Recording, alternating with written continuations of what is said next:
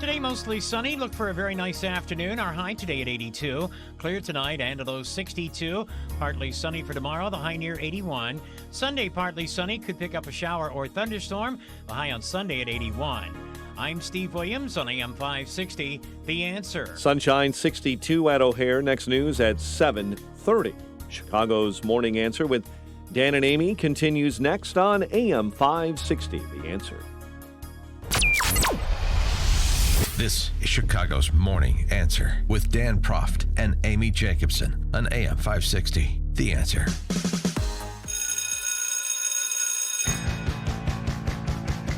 They got the beat, the campus beat, the campus beat. Yeah, the campus beat. Yeah, a special edition of Campus Beat. You're singing that song, aren't you? No, I'm not. Yes, you No, are. I'm not. I can't go that high. That's our trusty technical producer, Justin, there. But special edition, we got a new group to introduce you to. And, John, you still have a son in college. Yeah. So maybe he can open up a chapter of Young Americans Against Socialism at his campus. Like it. Morgan Zegers is the founder of Young Americans Against Socialism. Seems like a timely and aptly named organization, particularly on a college campus, but not limited there. And she joins us now. Morgan, thanks for being with us. Appreciate it. Hey guys, thanks for having me. I'm really excited to be here. So the genesis of Young Americans Against Socialism. All right, so we are rooted in the idea that those who don't learn from history are doomed to repeat it. That's what's happening right now in my generation. We were not properly taught the failures of socialism, the dangers of socialism, why capitalism, even with its flaws, is still the greatest option for a country to achieve success and freedom and equality. And so now a majority of young Americans, this is crazy, would choose socialism over capitalism, and that puts the future of the country at risk. That's why I founded Young Americans Against Socialism. And you've actually run for office already, even at your young age. And what was that experience like, and how does that inform focusing on college campuses? Well, so I ran for upstate New York, a state assembly district there. And I'll tell you, in New York State, it's pretty bad. It's very progressive. Everything's rooted in New York City policy. And so 1 million people in the last 10 years have fled New York State to go to places like Texas, places like Florida, where they can find job opportunities, where they won't be taxed to death, where it's just overall a nice place to live with such less corruption, thanks to Governor Cuomo. So I ran for state assembly. It was a great experience, but I'll tell you, when I did an interview with the local paper for an endorsement from them, they asked me, they said, Morgan, you've said before that you don't like socialism. Isn't your family a military family? Isn't your dad a colonel? Doesn't that mean you're on military health care? Isn't that socialist? And that exposed to me, they are not taking this seriously. The mainstream media is not taking the rise of socialism in my generation especially seriously. And it's a problem. And to me, it was a slap in the face that they would compare my dad's service on 9/11 and in Operation Iraqi Freedom to socialism and what he got for that. The It's media, crazy. you know, those newspaper reporters and editorial boards. When you have you have like parties or group things, you know, like events for your group, I'd suggest you could have like no toilet paper at the party, and also maybe barbecue some zoo animals, like Venezuelan style. No, you got to make sure that you have culturally appropriate vegetables and no garbage No disposals. too. tapirs, Yeah, no right. zebras on spits. Well, so where does it stand? Where does the organization stand in terms of getting chapters organized on college campuses and getting young people involved? Yeah, so actually, we are a lean and mean operation. There's a lot of really great campus organization groups. There's Young Americans for Liberty, Young Americans for Freedom. There's Turning Point USA, which Charlie Kirk and Bill Montgomery, the founders, are from Chicago area. So it's kind of cool that I'm talking to you guys now. And Bill Montgomery from Turning Point is actually helping us found Young Americans for Socialism. So we've got a really great team. But this is not about campus organization, because those guys are taking care of it. This is a social media organization because 90% of young Americans have a social media account. We are acknowledging 50% or more of young Americans want socialism. 90% of them have a social media account. We're combining that. So we brought our top-notch media team, our top-notch production team. We travel the country telling the stories of people who have escaped socialism, because it's those emotional stories that really get to my generation. You can't just hit them with facts. You can't tell them the minimum wage, if we raise it to $15 an hour, it's just not going to be sustainable. They don't really take that in.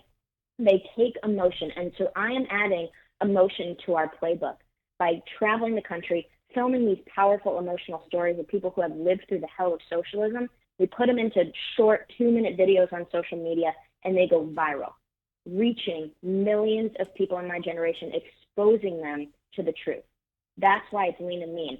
Social media advertising is very, very cost effective compared to having to organize on campus, compared to having to rally all the students together. We are reaching the people that need to see this educational content. Why does emotion work so well? We talked about that.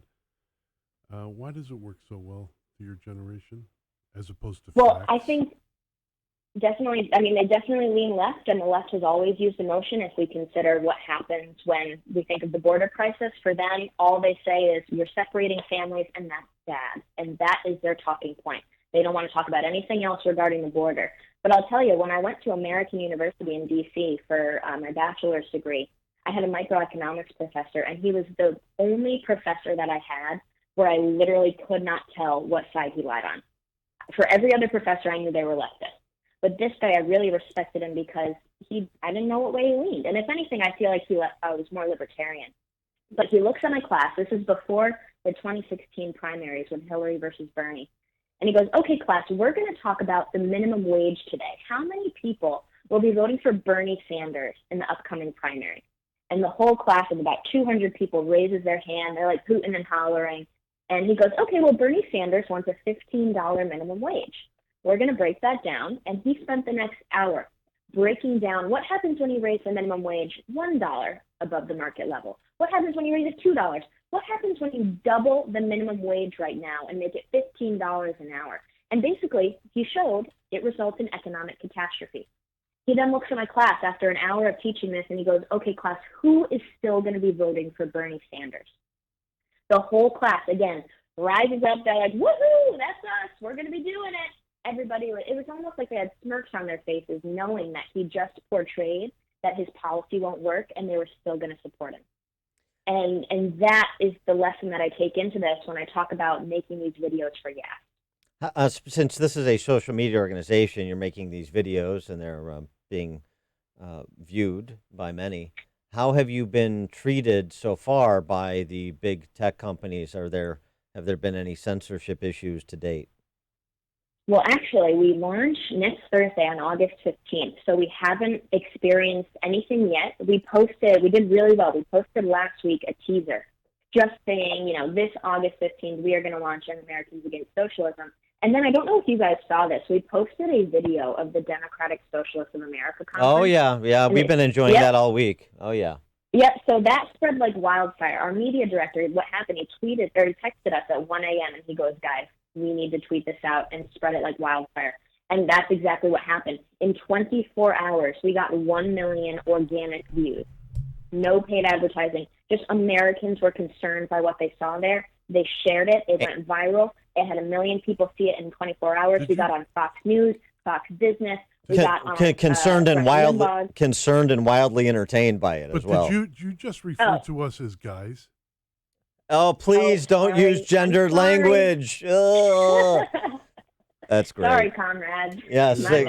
exactly. Well, you have to excuse John. He has sensory issues, and this chatter makes it very difficult for him to focus and clapping concentrate. my hands. Can you see me? Yeah. So this social media organization. So you were talking about the emotional appeal. I like what you said at the beginning too. There's some people that are older don't have an appreciation for what young people have never been exposed to in terms of the arguments, the history they haven't lived through, and so forth. What is it that you find to be so far in your conversations and as you've talked about putting this organization together? Yes, the emotional appeal, but how do you speak about the free enterprise system? How do you speak in terms of promoting excellence that you think resonates best with young people, because it could be instructive for older people as well? Yeah, I definitely think the idea of the American dream is being messed up right now by the far left. They are what is a really good book that I read recently. I can't remember the name of it, but it talks about how when socialists come to power, they have to redefine terms that we have always used. And so recently, Bernie Sanders has been doing this, Senator Sanders. He posted a video, and it was a bunch of people saying, are you really free if you have to pay a lot for your health care? Are you really free if you have student loan debt? Are you really free if? And I was like, yes, you are still free. Thank you. But no, do not try and tell people that they are not free because they have to pay for their own thing. They are making a new narrative for what capitalism is versus socialism. And they're basically saying, you have a hard life right now because you have to make decisions for yourself and you have to pay for your own thing. You have to give me power so that I will handle it. I'll let the government take it over so it's off your shoulders, and then you will be free. That's not freedom, but they are selling that freedom to our young Americans, and that's why they think capitalism doesn't bring freedom. They are redefining words we have always used. That's why socialists always come to power, and this is why it's important to understand historical context. Today, socialists will say, oh, no, we're not socialists. We're democratic socialists. It's totally different. You still have your vote and your voice with us. Well, guess what? Venezuela was a democratic socialist country then because it democratically elected two socialist presidents that led the country, turning from a democracy to a socialist dictatorship in a matter of decades. And even crazier, guess what happened when Fidel Castro came to power in Cuba? Right after he came to power, he went to the United States, met with President Nixon, looked at the U.S. press, and said, I'm not a communist. I'm not a Marxist. I will not be implementing communism in Cuba. In fact, I am a democratic humanitarian. But at the same time as he is saying this stuff with these beautiful words, he is in Cuba having Che Guevara and the most radical minds, communist, Marxist, socialist minds put together the layout for the future of the Cuban economy. And look how that turned out.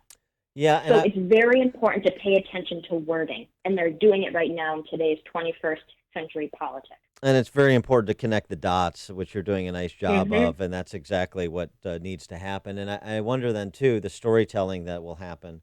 Will these be stories that contemplate the full range of the cultural Marxist agenda? Because I know there's a tendency among conservatives, some conservatives just focus on economic issues and the Green New Deal and Medicare for all and so forth.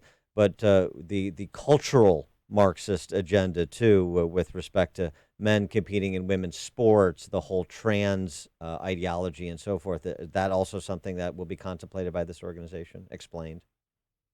Absolutely. And that's because in governments that control the people, they have to control what you think, they have to control what you say.